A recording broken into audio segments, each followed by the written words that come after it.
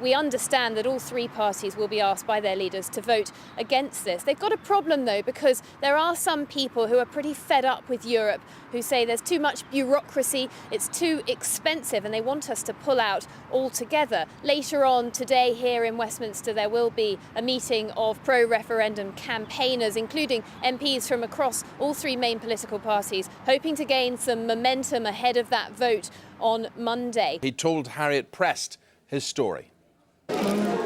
Returning to Britain after 18 years, Danny and his family have left their lives behind in Syria. They had no choice. I left all my friends back in Syria and they've killed most of my friends right now. I've got 14 dead. I just abandoned all my friends and I had to come because I couldn't stay there. After I got shot, the security got my name, so they'd be looking for me. And this is why. The families say this is something they got used to, as security forces loyalists to the Assad regime hunted down protesters, including Danny. So instead, they chose this location under the steps of St Paul's Cathedral.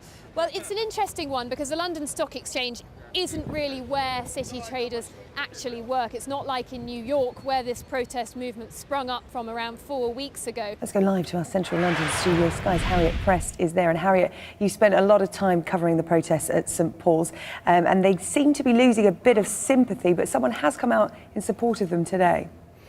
Yeah, quite a high-profile supporter on the front page of today's Observer. Ed Miliband, the leader of the Labour Party, has said we must listen to St Paul's protesters. He stayed quiet on this subject, as have many politicians over the 4 weeks now that the protest camp has been in place. For millions of us, the news of the world is a weekly ritual, a guilty pleasure on a Sunday morning, sometimes shocking, always entertaining.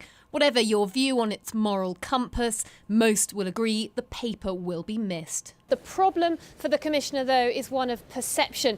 We are starting to get a much clearer idea of the nature of that relationship between the police and the press, and in this case, the News of the World. Earlier this week, Sir Paul Stephenson had to answer some tough questions from the Mayor, Boris Johnson. The new software lets you ask your phone a question. So, Will, what would your first question be to ask your new iPhone? When's the iPhone 5 out? And you? When will I be in bed? Exhausted from your camping. And mine is, what is the meaning of life? The meaning of life. Mark, what would your first question be? How much is it going to cost me? But there we are, I'm a bit old-fashioned in that way. Thank you very much indeed for that.